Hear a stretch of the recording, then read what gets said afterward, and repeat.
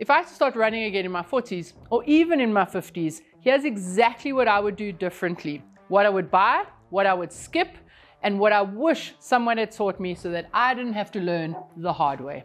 Because running at this age, it's a different game. You can't just copy what your 30-year-old neighbor is doing and expect to feel good. We recover differently, our hormones play by new rules, and injury risk, well, that's real.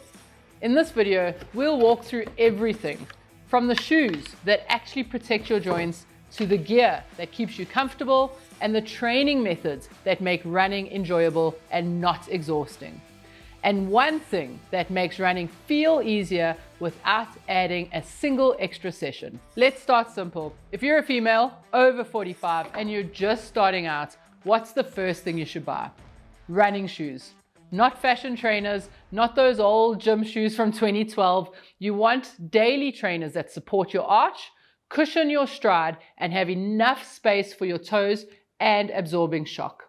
You don't necessarily need racing shoes, you need shoes that take care of your joints, especially if you're dealing with age-related changes like reduced collagen, stiff ankles, and overall bone concerns. Some options I generally love for our female runners. I'm not specific to certain brands, but the Hoka Cliftons, Asics Gel Nimbus, the New Balance 1080s, or even the Brooks Ghosts are great shoes. Be sure to look for comfort over flash and try them on at the end of the day when your feet are particularly most swollen. And you don't need the latest version. Often, last year's model or version is half the price and just as good. Make sure when you go to buy these shoes that you go to a proper running store with people who really understand running and understand shoes. And they will very likely help you fit the correct shoe and very likely allow you to run in them in the store to get an idea of feel.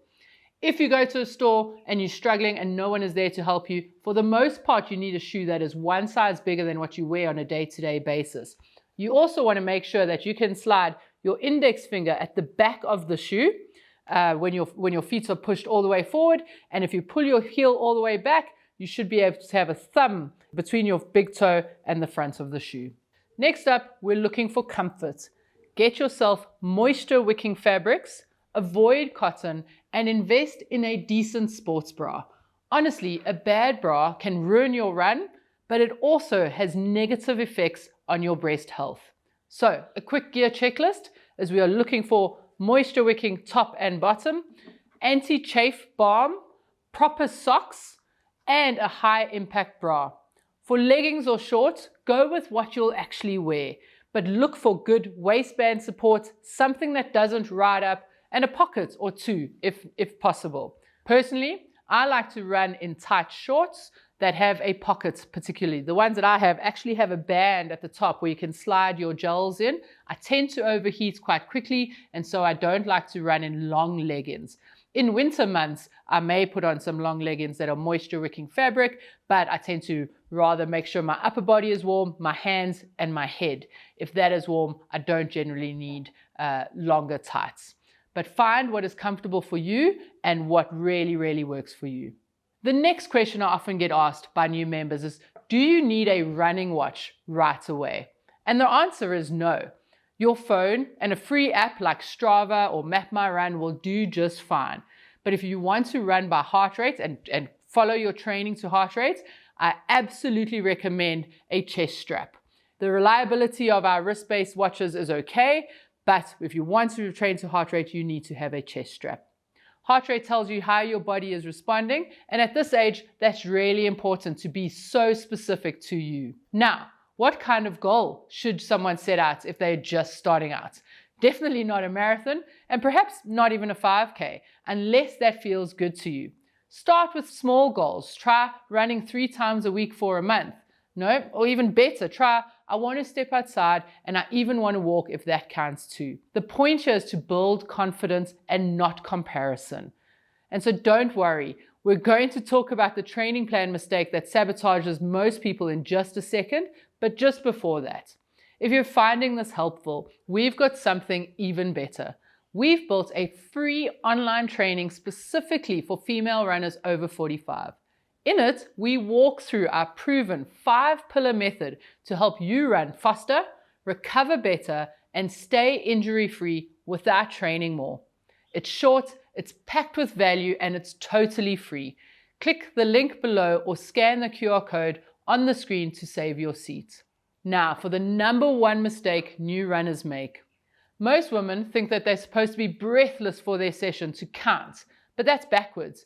Your easy runs should feel easy. The mistake is that you're running too fast too often. At this age, poor recovery and low energy make intensity risky. So be sure that you build your aerobic base first and speed can come later. The best ways to do this is to do easy runs more often, but ensure that you have enough rest days and recovery days in between that so you're getting the benefit of those easy days. And once you've done that for 4 to 6 weeks, 8 to 12 weeks, then you can start adding in and sprinkling in 1 or 2 speed sessions here and there, but never at the expense of your recovery. Now, what do most female runners over the age of 45 skip that they really shouldn't? And this is important because the thing is that we lose muscle mass exponentially after the age of 45. And so therefore, we absolutely have to be doing our strength training and specifically resistance training. That means pushing your body against a form of resistance. That doesn't necessarily mean heavy weights to start. It could be body weight that then eventually does progress to some bands, which does progress to some weights. And just 3 times a week of glute bridges, some squats, some Bulgarian squats, some light deadlifts to start off with, some calf raises can reduce injury risk, can improve your bone density, and even make your running feel easier. So the sooner you start your strength, the longer you'll run pain-free. And what if someone is struggling with motivation or just feeling constantly self-conscious? Everyone has bad runs, everyone has doubts, but here's what works. Stop comparing. Stop sitting on Strava and comparing yourself to other people and start tracking your progress. And get into a community, whether that's in a running group, an online team, or that one friend who will meet you at the corner at 6 a.m. Accountability changes everything. And if running still feels hard, even though you're doing everything right, there's one area you might be overlooking, and that's sleep. And so if you're someone who struggles to fall asleep and you're constantly waking up at 3 a.m., you need to take a look at your bedtime routine. One of the things that is a game changer for me is getting an eye mask that really blocks out all the light. It's comfortable, it doesn't squash my eyes, and it has absolutely changed my recovery and my sleep. But if you're sleeping okay and you're still just feeling wiped out all the time, no matter how long you rest, the problem might not be your bedtime routine. In this next video, I'll show you the 5 vitamins that can dramatically improve your sleep, boost your recovery, and help you wake up actually feeling refreshed. Tap that video next because better sleep means better running.